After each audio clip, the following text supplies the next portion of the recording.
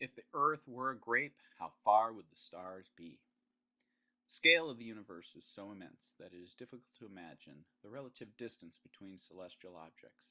The sun, the moon, the planets, the stars, and the galaxies. They all seem like distant objects in the sky. It is easy to just think of them all as being very far away, without giving much thought to the great distant differences in their distances from Earth. In order to grasp the diversity in true distances in the universe, it helps to mentally scale things down, to compare with objects and distances we can understand.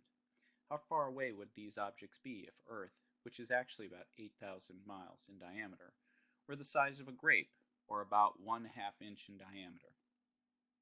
In true terms, the Moon is about 250,000 miles away from the Earth.